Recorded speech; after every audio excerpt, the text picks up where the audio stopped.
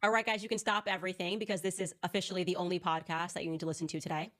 Yesterday, I received an email from a woman all the way in New Zealand who decided to turn into Sherlock Holmes and fully dedicate herself to investigating Kamala Harris and all of these missing documents and all of these questions. And what she uncovered is potentially so shocking and so alarming that we can officially close the $1,000 bounty because she's earned it. I mean, she's going to receive the full 1K. Because this is now getting dark and twisted, and my suspicions about Kamala Harris potentially pretending that the help was her family maybe have been confirmed. I'm going to let you guys judge. Don't want to get way ahead of myself, but do not go away, and welcome back to Candace.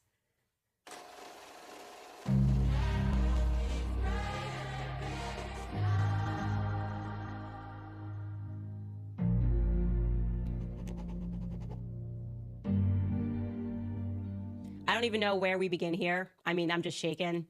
So look, if you're just jumping into this, you got to stop and you got to go back 2 episodes and play catch up, episode 70 and episode 71, because we're not going to do too much recapping here because I want to jump right into this. Basically, someone came for Janet Jackson and I answered the door. It was a discrepancy that was in Kamala's book, a woman that she said was her grandmother named Beryl, a picture of her and her grandmother Beryl. Here it is, visiting my paternal grandmother Beryl in Jamaica. And then I did just a brief search online and found out that Beryl allegedly died 4 years before Kamala was born. So that's a major red flag. Then I had a little bit of a gut instinct. The photos that were being presented of Kamala and her grandparents, great-grandmother and Beryl, I just felt that the women, or the woman, because I think they look remarkably alike, I just feel that maybe this woman was the help. And I'm not saying that because she's Black. I'm not racist against Black people. I am Black. I'm saying this because there's just a lack of emotion there. Like, I don't know if it's just my grandparents, but when they're with you, they're like super cuddly and cute. And this woman's just kind of very serious each time that she's being featured here. So anyways, what happened was we sourced Beryl's birth certificate. And then my instinct got a little bit stronger because her name was spelled differently in the birth certificate, right? So you see that it says Beryl spelled B-E-R-I-L, Magdalene. And we know for a fact, by the way, so people that are submitting other birth certificates, this is definitively the correct birth certificate because it says Iris Finnegan. And we know based on Kamala and Kamala's father, Donald J. Harris, that Iris Finnegan is the mother of Beryl. And then we see that her name changes, the spelling of her name changes, rather, by the time that we looked at her marriage certificate.